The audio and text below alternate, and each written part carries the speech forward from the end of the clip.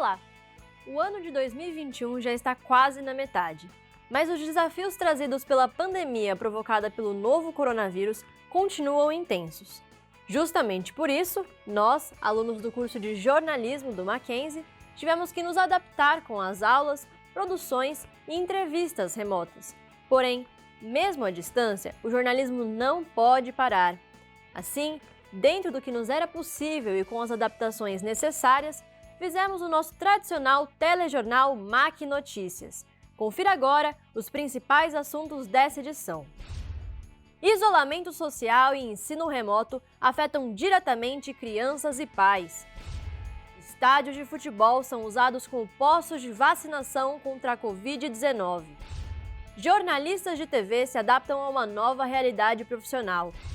Streaming se torna um sério concorrente das salas de cinema. E as dicas de quem está finalizando o trabalho de conclusão de curso. Eu sou Duda Blumer, estes e outros assuntos você acompanha conosco a partir de agora. O Mac Notícias está no ar.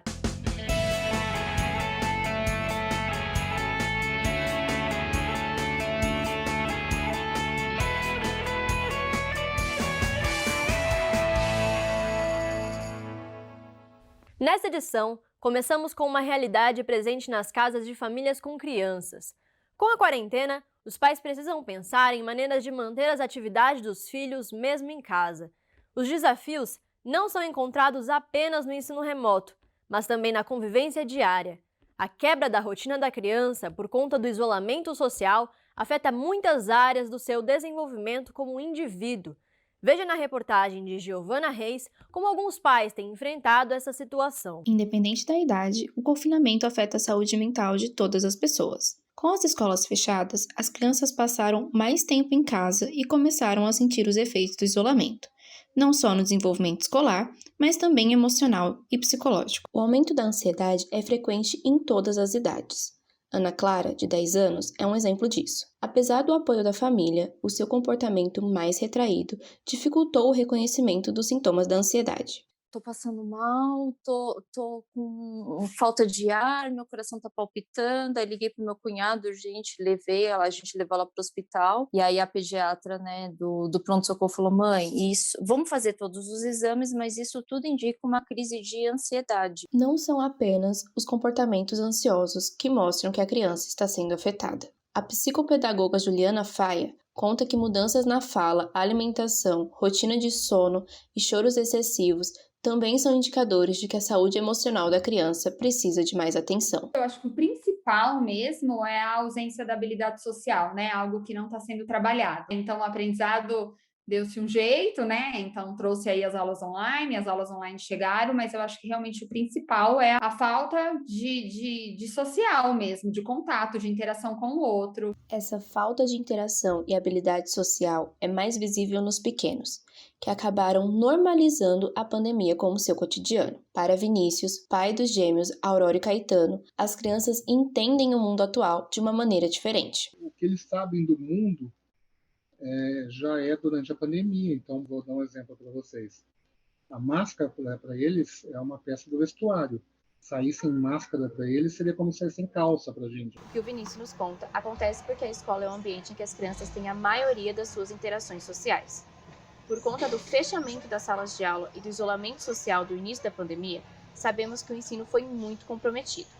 Mesmo com a flexibilização das aulas presenciais, esse problema ainda não foi contornado e aparece principalmente com o baixo rendimento dos alunos. Ela é uma criança totalmente diferente de uma criança presencial e uma criança online. As dificuldades do ensino à distância não ficam restritas às crianças, mas também atingem os profissionais da educação e suas interações com os alunos. Quando você está em sala de aula, você tem a possibilidade de chamar individualmente um aluno, você tem a possibilidade de olhar para o processo de aprendizagem, se isso está acontecendo, né? E em grupo, você acaba expondo se você faz um momento desse, né, de aula online. A alteração na rotina mostra a necessidade das habilidades socioemocionais na sua construção como indivíduos. Se a gente não tem adultos que saibam trabalhar em equipe, saibam que as coisas não funcionam do jeito que eu gostaria, se eu não tenho o olhar para o outro, empatia para o outro, se eu não tenho resiliência para enfrentar situações adversas da vida, o conteúdo não vai me fazer diferença. Entender as dificuldades em lidar com o mundo em pandemia é uma necessidade constante. Isso fica mais evidente quando se trata de crianças. Assim, vale redobrar a atenção ao comportamento delas e tentar tornar esse momento o mais tranquilo possível. Historicamente, o Brasil sempre foi exemplo de vacinação. E apesar do atraso na chegada das vacinas contra a Covid-19, as unidades básicas de saúde, mais conhecidas como UBSs, continuam fazendo o seu trabalho. A novidade é que esses locais ganharam um importante parceiro na imunização, os estádios de futebol. Em São Paulo, um lugar que vem sendo utilizado para vacinação é o estádio Cícero Pompeu de Toledo, o Morumbi, que atende em sistema de drive-thru. O repórter Arthur Alvarez acompanhou a vacinação. Estádio Cícero Pompeu de Toledo, mais conhecido como Morumbi, casa de uma das equipes mais vitoriosas do futebol brasileiro. Se engana quem pensa que o assunto de hoje é a boa fase de São Paulo. E até poderia ser, já que nos últimos anos o clube trouxe um caminhão de reforços. Dani Alves, Crespo, Miranda e companhia limitada. Mas dessa vez, os reforços não são para ganhar um campeonato. São para vencer uma guerra, a batalha contra a Covid-19. No dia 8 de janeiro de 2021, 10 dias antes da primeira pessoa ser vacinada contra a Covid-19 no estado, o presidente do Corinthians, Duílio Alves, havia informado que colocaria o Itaquerão à disposição da prefeitura como posto de vacinação. A atitude do Corinthians gerou uma corrente solidária entre os times paulistas, tanto que horas depois, o presidente de São Paulo, Júlio Casares, enviou uma carta ao governador João Dória, disponibilizando o Morumbi para a campanha de imunização. No Morumbi, o posto drive-thru começou a funcionar no dia 2 de março. E o brasileiro é um povo apaixonado por futebol. É um daqueles assuntos considerados sagrados, como política e religião. Mas será que o clubismo deu as caras quando o assunto é vacinação contra a Covid nos estádios? A gente conversou com alguns torcedores para passar essa história limpa. E logicamente encontramos muitos são paulinos. E todos estavam bem felizes por se vacinarem no estádio do time de seu coração. Só tem gente boa aqui.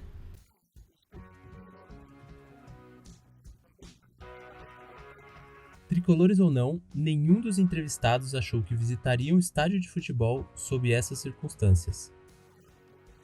Não mesmo. Nem imaginava.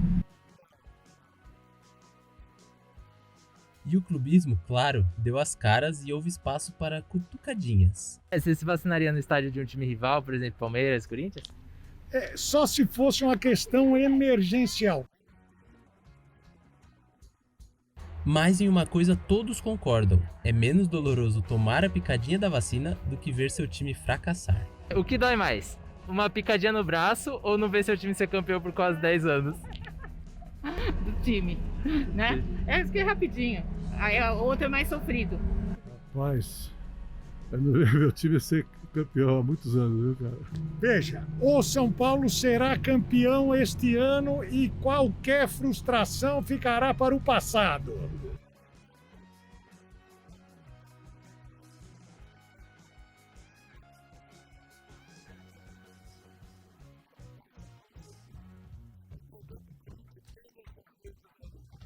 Ver meu time perder 2 finais nos pênaltis.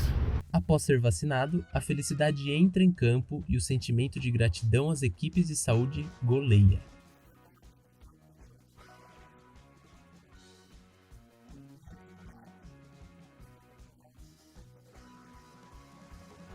Para informações sobre o andamento da vacinação na sua cidade e para saber quando será a sua vez, acompanhe as redes sociais da sua prefeitura e do governo do estado. Com a pandemia, a cobertura jornalística tem enfrentado um dos desafios mais difíceis de sua história, pois o isolamento social impactou diretamente a forma de fazer apuração e produzir notícias. Quem traz mais informações sobre o assunto é a repórter Pietra Mignon. O jornalismo tem a busca da verdade como uma obrigação. Mas os fatos não acontecem na redação, a notícia não tem hora e não tem endereço. Porém, de uma hora para outra, uma pandemia colocou quase toda a população em casa. E neste momento, a imprensa está sendo muito requisitada. E por isso mesmo, com toda a distância e dificuldade, os profissionais estão fazendo jornalismo. Hoje em dia, a gente está fazendo 100% online. né? A gente liga para a pessoa ou faz uma videoconferência igual eu estou fazendo com você, e a gente tenta pegar todas as informações. Tinha que ficar disparando muito e-mail, tentando fazer muita ligação, mas não é a mesma coisa, né? Você está em casa, até o contato com o noticiário, aquela temperatura da redação, eu acabei perdendo um pouco, como várias outras pessoas também estavam em casa, perderam. A apuração e as pautas estão cada vez mais restritas por alguma impossibilidade diante da pandemia. O Alexandre e o Vinícius encontraram algumas dificuldades na produção de certas pautas. Um exemplo mais recente que a gente teve era uma pauta incrível sobre um evento que estava acontecendo na Amazônia, só que a Amazônia é péssima de sinal, então não tinha como a gente fazer um Meet, fazer um Zoom, e as pessoas de lá não têm muito conhecimento tecnológico, não conseguiam gravar um vídeo, um enquadramento certinho, e a gente não tinha como se comunicar com eles, era falar uma vez na semana para ele fazer aquilo, então a gente acabou perdendo uma pauta incrível por não conseguir ir até lá. Uma pauta que me marcou foi uma de mães que tinham acabado de ter os filhos, né, com recém-nascidos, e a família não podia conhecer, a família não podia visitar, e a criança e a família estavam perdendo esse momento do recém-nascido. E aí a gente, querendo cobrir isso, mas a gente também não poderia visitar. E mesmo com esse obstáculo, as fontes são essenciais para ajudar na construção da matéria. O que a gente fazia era pedir um vídeo, porque não tinha como mandar uma equipe e gravar uma entrevista. Então, a gente pediu um vídeo para a pessoa, olha, você vai pegar o seu celular, vai colocar para gravar deitado, para aparecer na televisão, tem que ter tantos minutos, responde essa pergunta, depois essa. O jornalismo se moldou mais uma vez para trazer uma notícia de qualidade para a população.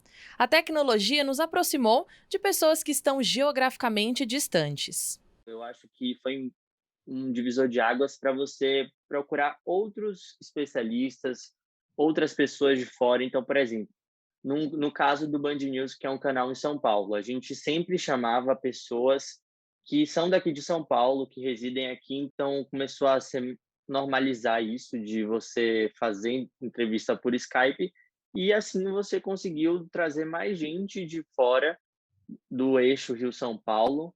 Então, querendo ou não, você tem uma apuração mais plural, eu acho. Esse novo formato de fazer jornalismo, que é mais ou menos o que estamos fazendo na faculdade nesse momento, nos faz perceber também que a cobertura dos fatos, apesar de dificultada pelo contexto, tornou-se ainda mais relevante para a sociedade. Desde o início da pandemia da Covid-19, o Brasil tem assistido a uma guerra entre Bolsonaro e opositores. O presidente continua provocando aglomerações, não usando máscara e promovendo o uso de medicamentos sem comprovação científica. A CPI no Senado Federal colocou mais fogo nessa história. E isso terá consequências para o futuro da política brasileira. O comentário é de Giovana Reis. Com mais de 16 milhões de casos e superando o número de 400 mil mortes no Brasil, o novo coronavírus tem causado desgastes não apenas na saúde, mas também na política. A Comissão Parlamentar de Inquérito da Covid-19 tem como principal objetivo reunir informações sobre as ações do governo federal no combate à pandemia. Porém, para os governistas, o que os senadores querem mesmo é responsabilizar o presidente Jair Bolsonaro e aliados da sua gestão por possíveis negligências na área da saúde. Apesar de não poder condenar o presidente, as informações sobre o atraso na compra e na produção de vacinas e o uso de medicamentos ineficazes no tratamento da doença podem ser usadas para solicitar a abertura do processo de impeachment, dependendo do resultado do relatório final. E mesmo que a CPI termine como tantas outras, sem apontar culpados e sem punições, a mancha no legado da gestão Bolsonaro pode se estender pelo resto do mandato, provocando um grande impacto na sua candidatura à reeleição. E com a confirmação de Lula candidato em 2022, mesmo faltando mais de um ano para a eleição, Bolsonaro pode chegar desgastado para enfrentar um adversário que aparece à sua frente nas pesquisas. Assim, se não tivermos nenhuma surpresa, o que se pode desenhar no cenário político é o petista e o atual presidente protagonizando uma das maiores disputas entre esquerda e direita da história eleitoral brasileira. Veja a seguir: esporte e entretenimento. Saiba também como os alunos do último semestre estão se virando para fazer o trabalho de conclusão de curso de forma remota. O MAC Notícias volta já!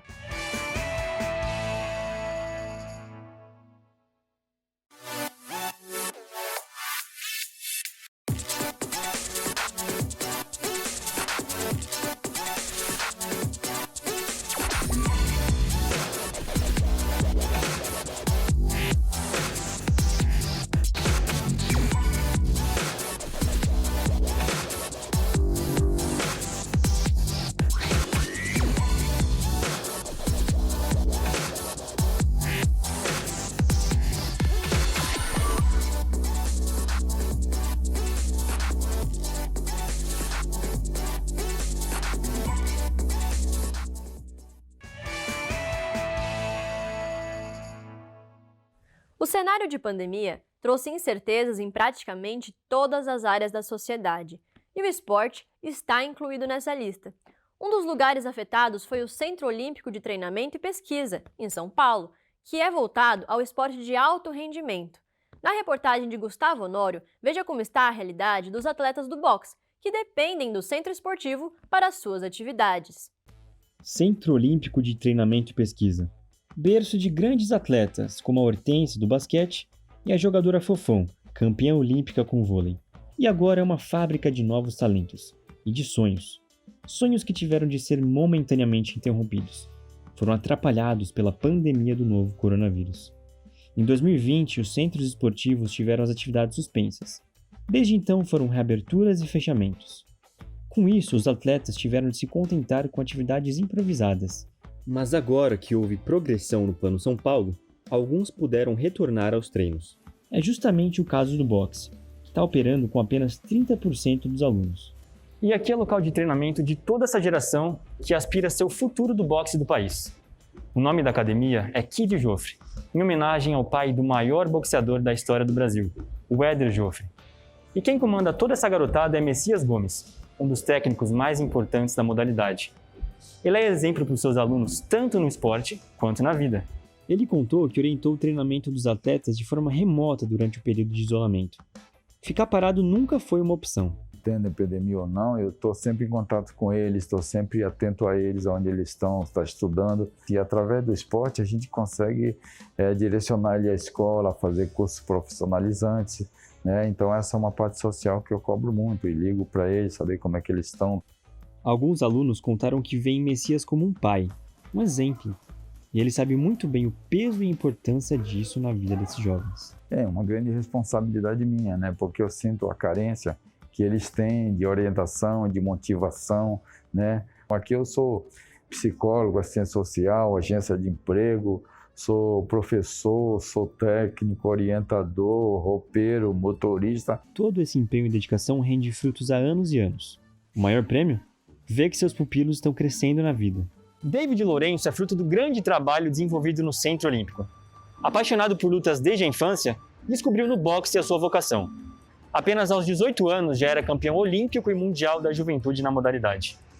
Hoje, aos 29 anos, sentiu o baque da pandemia, mas não foi nocauteado e está se preparando para o Campeonato Brasileiro, que deve acontecer no segundo semestre de 2021. Antes da pandemia, ele até conversou com patrocinadores para que custeassem seus campeonatos nacionais e internacionais. Mas foi algo que não foi para frente por conta da instabilidade sanitária e econômica do mundo. Fiquei treinando em casa, fiquei correndo em casa, fazia o que dava para fazer, o Messias em casa dá treino para mim e a gente se virando. Para mim ele não é só um grande professor, mas para mim é um pai, um amigo, tudo quanto é problema, eu falo, pô, eu tô passando por isso, eu não sei o que fazer, ele conversa comigo, me dá maior atenção, me dá vários caminhos a seguir. O objetivo do Centro Olímpico, que é não só fazer os atletas da modalidades, né, mas também fazer os campeões da vida. Que essa parceria entre mestre e discípulo dure ainda muitos anos. O canal do YouTube Banheiristas, que fala sobre futebol, lançou um reality show com premiações em dinheiro. A exibição conta com 10 participantes, gravações semanais e o público decide quais serão os eliminados. Quem conta mais sobre como funciona essa espécie de Big Brother do futebol é o repórter Vitor Leles. O Banheiristas, terceiro maior canal futebolístico do Brasil, lançou recentemente um reality esportivo. A ideia do canal é promover entretenimento durante a pandemia e permitir que o público participe da construção dos conteúdos da plataforma. 10 influenciadores digitais estão participando da disputa e o vencedor levará para casa um prêmio no valor de R$10 mil. Os vídeos com os episódios são postados todas as terças-feiras. Após a gravação de uma partida de futebol, dinâmicas variadas decidem a formação do rebaixamento, processo parecido com o paredão do famoso reality global Big Brother Brasil. De acordo com Caio Meneghello, produtor do canal Banheiristas, cada participante adota uma estratégia diferente na tentativa de conquistar o público e continuar no programa. A gente divide em 2 tempos, primeiro e segundo tempo. No primeiro tempo, geralmente é uma prova no estúdio, de conhecimento de futebol, o Escape 60 de futebol, mas também pode ser no campo, como foi o caso de alguns episódios, que teve jogo de ida e volta e tal. E aí no segundo tempo tem uma parte no campo, tem uma parte em que eles jogam futebol mesmo com bola, às vezes é jogo mesmo, às vezes é alguns desafios, e daí, dependendo da dinâmica da semana, é formado paredão. Por meio de votações virtuais, o público decide a cada semana qual participante será eliminado. Diferentemente da maioria dos realities conhecidos pelo público brasileiro, os integrantes não ficam confinados durante as gravações. A gente teve que fazer toda uma produção para conseguir ter o máximo de segurança, fazendo teste na toda a produção, nos participantes. Toda semana eles tinham que vir para gravar. Logo, toda semana tinha que fazer o teste em todo mundo. As gravações ocorrem na cidade de São Paulo. Resta saber agora quem será o grande campeão. A Liga dos Campeões, principal torneio do futebol europeu, está na reta final da temporada 2020-2021. O torneio é acompanhado por milhões de pessoas em todo o planeta. Mas o que muita gente não sabe é que também existe o campeonato feminino da Liga, que nessa temporada foi conquistado pelo Barcelona. E a competição feminina trouxe outras novidades. Acompanhe o comentário de Marcela Freze. Um dia depois da vitória inédita do Barcelona sobre o Chelsea por 4-0 na Liga dos Campeões Feminina, a UEFA, instituição responsável pela competição, criou um hino exclusivo para a modalidade. A novidade inclui o aumento da premiação e a criação de uma fase de grupos. O hino tem frases em inglês, francês e alemão, como o do masculino, que foi criado em 1992, no mesmo ano em que a Liga dos Campeões foi introduzida no futebol. A primeira competição feminina da Europa teve um início recente, no ano de 2001, e somente após 20 edições da Liga, o feminino ganhou sua trilha sonora. É um marco, mas um reflexo de uma sociedade que desvaloriza as mulheres no esporte. A modalidade está conquistando seu espaço, mas ainda é o time reserva. Agora é torcer para que as instituições responsáveis pelo futebol sul-americano adotem o exemplo europeu e, com hino ou sem hino, invistam e valorizem mais o futebol feminino no nosso continente. As plataformas de streaming estão cada vez mais presentes em nossas vidas. A pandemia aumentou esse fenômeno e trouxe mais consumidores para essa proposta de entretenimento. A reportagem é de Matheus Úniga. Com as salas de cinema ainda vazias por conta da pandemia, o streaming tem ganhado muito espaço no coração dos brasileiros que buscam variedade e preço acessível quando se trata de lazer. Mesmo que o valor aumente um pouco quando se assina vários serviços diferentes, os consumidores resolvem se dividindo o preço da mensalidade com amigos e família, chegando a ser mais barato que o gasto com o cinema em um final de semana. No Brasil, ter 5 assinaturas, dependendo do serviço, pode ser um pouco caro. Por isso, muitos usuários optam por dividir a conta com outras pessoas, o que pode significar uma economia quando comparado ao preço de uma única sessão de cinema. A facilidade de encontrar uma vasta diversidade de conteúdos nessas plataformas permitiu que as pessoas assistissem mais filmes e séries do que nunca, dando fácil acesso até a produções mais nichadas. No entanto, esse consumo desenfreado pode sobrecarregar as pessoas, como conta Daniel Heiniger, editor-chefe do site Cineclick. O streaming ele dá a oportunidade das pessoas assistirem filmes que antes eram de nicho, então traz isso muito mais fácil para as pessoas. Então uma pessoa hoje assina Netflix não precisa assinar mais nada, ela vai ter acesso a filmes que antes eram difíceis de achar, mas ao mesmo tempo tem aquele lance de que é a mesma coisa da internet, de certa forma. É tanta quantidade de informação que chega um ponto em que as pessoas estão consumindo aquilo pura e simplesmente por consumir. A estratégia dos streamings é tão intensa que as próprias plataformas começaram a desenvolver suas produções originais, com uma qualidade que muitas vezes se iguala dos filmes de grandes estúdios.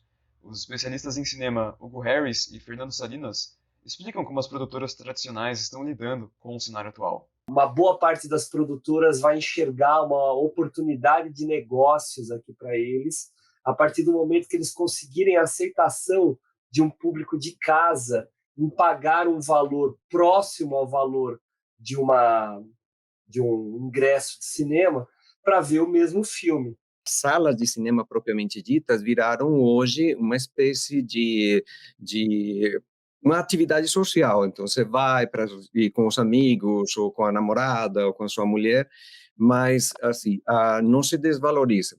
É claro que quando a pessoa assiste um filme em casa ou através do celular, também depende muito da tela que ele tem, da qualidade que tem na imagem. Além do streaming estar presente na vida do telespectador e da indústria cinematográfica, o Oscar 2021 também se rendeu às produções com as assinaturas dessas plataformas. O streaming no Oscar é o assunto da comentarista de cinema, Duda Smilari. O Oscar 2021 refletiu um magnífico trabalho que a Netflix, Disney Plus e Amazon Prime trazem em seus catálogos. Netflix, a mais popular das plataformas de streaming, já havia conseguido 24 indicações em 2020. Mas neste ano, ela conseguiu se superar. Foram 35 indicações. Entre o sucesso da plataforma, os títulos mais lembrados na premiação de 2021 foram Mank, com 10 indicações e vencedor de 2 estatuetas, A Voz Suprema do Blues, com 5 indicações e também 2 vitórias, e Professor Polvo, vencedor de melhor documentário. As concorrentes da Netflix também tiveram espaço na premiação. A Disney Plus emplacou indicações em melhor animação por Dois Irmãos, Uma Jornada Fantástica, e Soul, ganhador do Oscar de melhor animação e trilha sonora original. E a Amazon Prime conseguiu impressionar com seu longa, O Som do Silêncio, que concorreu a 6 indicações e levou para casa 2 estatuetas. Ao que parece, a academia teve que se dobrar a essa nova tecnologia e os streamings vão se firmando como uma nova forma de ver o cinema. O trabalho de conclusão de curso, TCC, certamente é um dos momentos mais importantes de quem está chegando ao final de um curso de graduação. O TCC requer o acompanhamento de um orientador e reuniões semanais. Mas, nos últimos 3 semestres, em razão da pandemia, isso vem sendo feito à distância. O MAC Notícias ouviu 3 alunos do curso de jornalismo que contaram como tem sido trabalhar nessas condições. Olá, eu sou a Isabel Rodrigues. Oi, eu sou a Carol. Eu estou no último semestre de jornalismo e o meu TCC fala sobre a precarização do trabalho dos motoboys que prestam serviço para os aplicativos de delivery. Eu estou desenvolvendo como TCC uma grande reportagem sobre a queda do PT e a ascensão do bolsonarismo nas periferias de São Paulo. Eu estou fazendo um documentário, que conta a história de um abrigo de animais e todos os personagens que compõem, esse abrigo. Durante esses 4 anos de curso, eu falei sobre muitas pautas sociais e com o meu TCC não foi diferente. Representa, de certa forma, a finalização de um ciclo, de 4 anos, mas que eu tô vendo, que eu tô colhendo esse fruto, que é o resultado final. É você selar os 4 anos que você passou na universidade, é o seu último trabalho, é o trabalho que vai te tornar ou não jornalista. A minha maior dificuldade em fazer um trabalho como esse durante o período de pandemia foi justamente a adaptação das entrevistas, porque no começo do projeto eu visualizava um documentário com imagens completamente presenciais. Acho que o principal desafio, pelo menos para mim, foi lidar com a expectativa do que você quer fazer versus a realidade que vai se impondo, com o tempo. O que eu faria de diferente no meu TCC e no meu documentário, basicamente seria me planejar muito mais. O projeto ali do trabalho eu fiz no começo de 2020, então ainda foi naquele momento pré/começo da pandemia. Você não pode pensar só na gravação, você não pode pensar só no seu relatório, você não pode pensar em deixar as coisas assim para os últimos meses. Não precisa ficar se colocando tanta pressão de que tem que fazer do jeito que você planejou e que se não for daquele jeito não vai estar bom. Tem que ter plano A, B e C e fazer o melhor, mas o que dê para fazer para o trabalho sair e dar certo. É legal ouvir experiências como essas, porque daqui a pouco, já no próximo semestre, somos nós que teremos que nos preocupar com o TCC. E o MAC Notícias termina aqui. Seguimos trabalhando para fazer um jornalismo de qualidade, mesmo com todas as dificuldades provocadas pela pandemia do novo coronavírus. E para encerrar com um pouco de poesia nesse momento tão turbulento, fiquem com a Ana Beatriz Borges, que é também nossa colega do curso de jornalismo, interpretando a música Your Power, da cantora Billie Eilish, que fala sobre o poder nas relações pessoais. Até o próximo MAC Notícias.